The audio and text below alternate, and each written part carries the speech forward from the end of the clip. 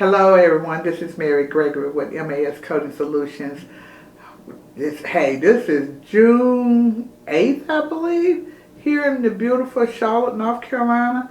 That's where I'm situated or located. It's a beautiful, beautiful day today.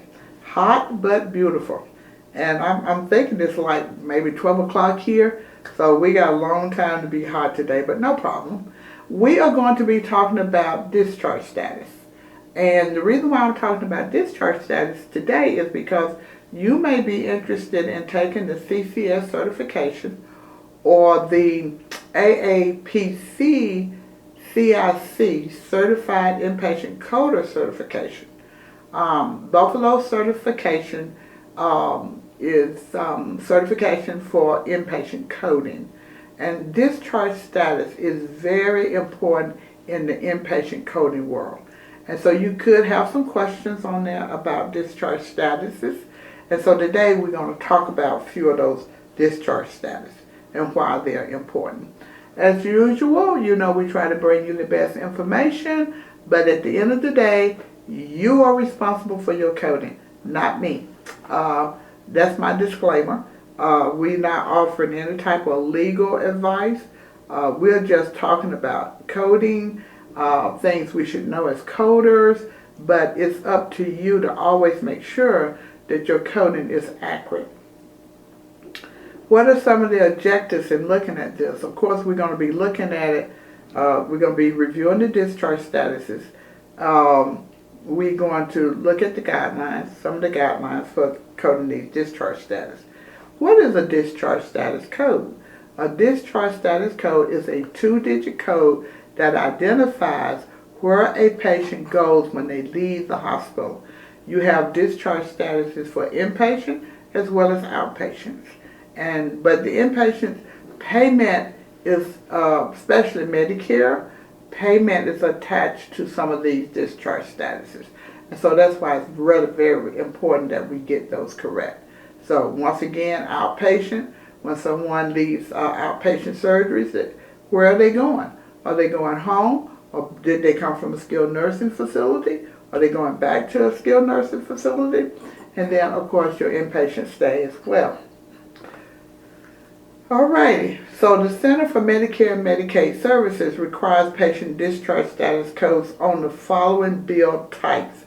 Hospital inpatient bill types, which is usually 11X or 12X. Bill types 11X mean initial, and then, of course, sometimes they have an interval billing if need be because it's a long length of stay. Your skilled nursing claims have to have a discharge status. Once again, that your skilled nursing can be a 18X or 21X or 22X or 23. And it's amazing sometimes the denials that people get because the discharge status is incorrect. So you always want to make sure that the discharge status is correct. Once again, hospital outpatient services requires that you have a discharge status. All hospice and home health claims have to have a discharge status as well. These are bill types 32X, maybe 33, 34, 81, and or 82. So once again, now we're going to talk today and concentrate more on that inpatient status than we will the other one. In dealing with Medicare and the MS-DRG system, the discharge status affects over 100 of those MS-DRGs. They call post-acute transfers, okay? So generally that means that the patient goes someplace other than home. And sometimes the place that they go, the hospital and that entity may have to share the reimbursement. For example, if a patient goes to a skilled nursing facility and within 3 days of discharge, then guess what? The hospital and the nursing home are going to share in that reimbursement. Now, you as a coder, generally, whether we like it or not, we are the last eye on that chart. We're the last person to see that chart. And so a lot of times, they will expect you as the coder to make sure that the discharge status is Correct. So we always check for the discharge status when we code the chart and when we finalize the chart. And so whether I like it or not, sometimes the buck stopped with me because I am a coder and I did finalize the chart. So if the discharge status is wrong or incomplete, they come back to the coder. Now, the key to assigning the correct discharge status, one of the keys is this. It is how the facility is licensed, not what treatment the patient is going to get, that will determine the discharge status. So you might say, well, Mary, what do you mean by that? Well, for example, we may have a patient that the physician would say, we're discharging this patient to rehab, okay? You as a coder have to say, okay, is this a true rehab facility or is this a skilled nursing facility?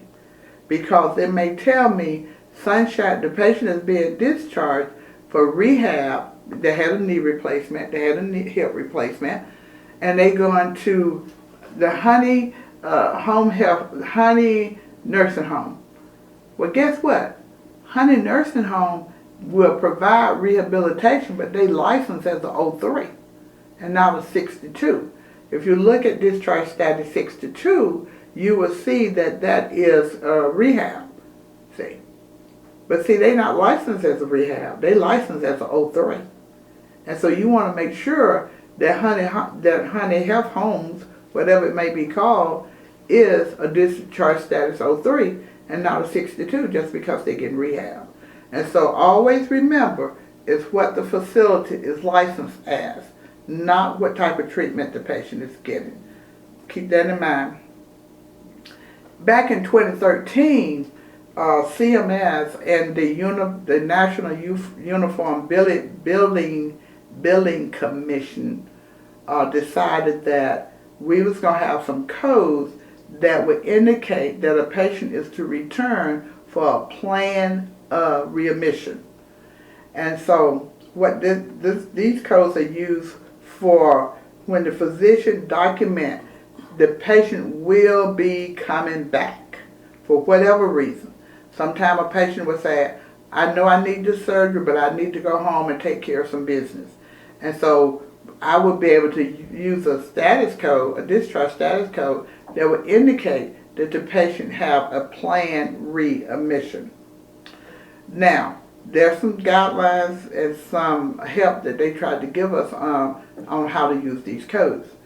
There's no time limitation included in the definition of a planned readmission. In other words, they don't have to come back in 10 days. They don't have to come back in 30 days. They don't have to come back in 2 days. There's no time limitation. That could be a problem, but that's the rule. Readmission is defined as an intentional readmission. So if the patient went home on Friday, and we put 01 because that's the discharge status for home, and they come back on Tuesday as an emergency admission, guess what? That wasn't a planned readmission.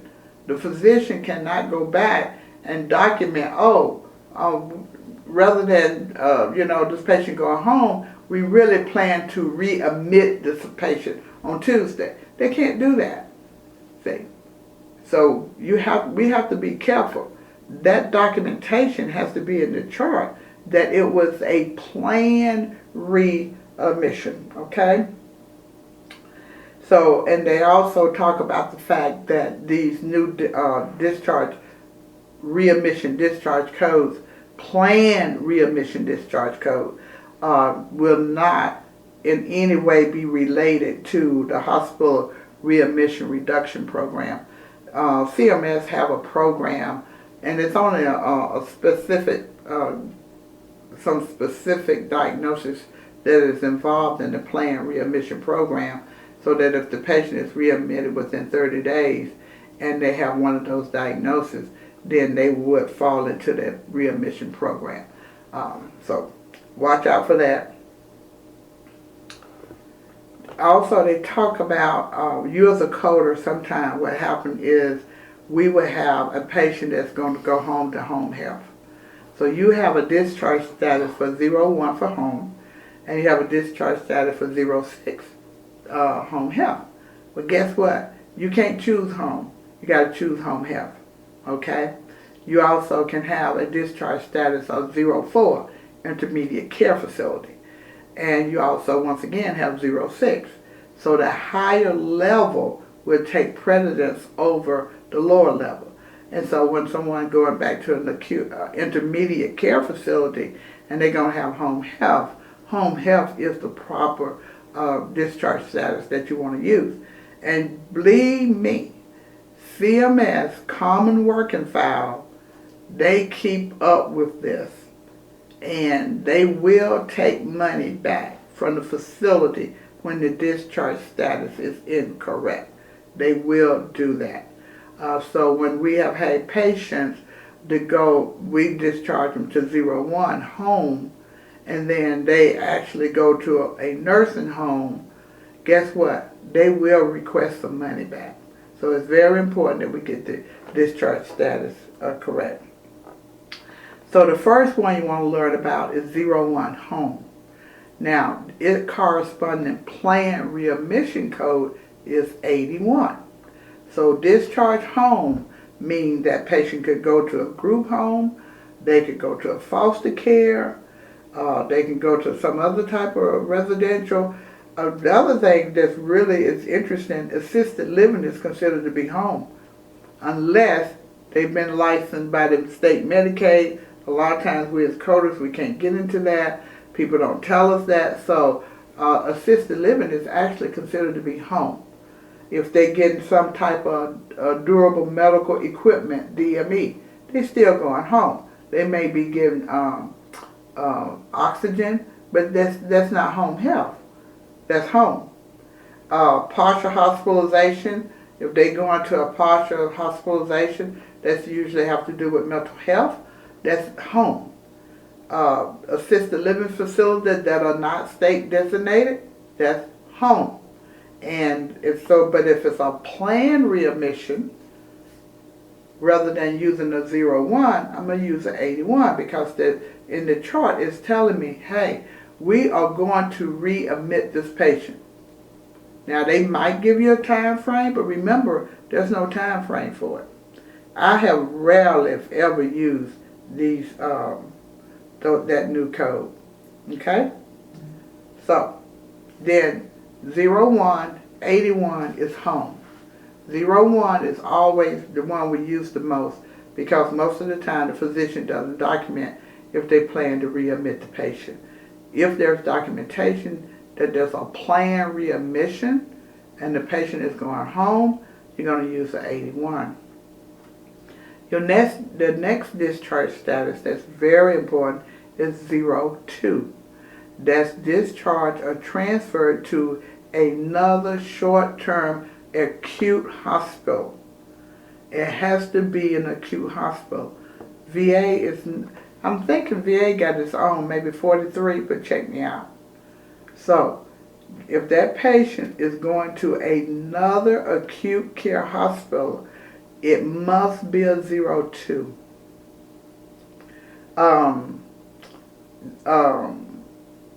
LTACs, long-term acute care hospital, is 63. It's not a 02. So you want to be careful with these. Now, once again, 02 affect the reimbursement. There's a per diem reimbursement, and then there's a MS0G reimbursement. And it's very important that we get this correct. Sometimes a patient will actually leave the hospital and we got them as 01, but then they go to the hospital down the street and they don't tell us. So when the hospital down the street submit their bill, guess what? There's a problem there. Because we said the patient went home, but this patient is showing up at this other facility. So guess what? They're going to take some of our money back. So today we talked about 01 and 81, and 02 is 82.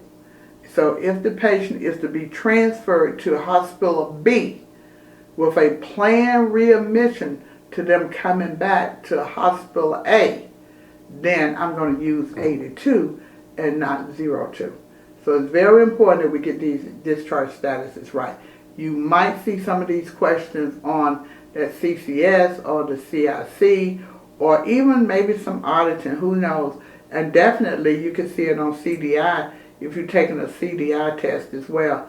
The active CDS, I believe it is, and or a HEMA CDIP, certified professional documentation specialist from a HEMA. I got a CDIP.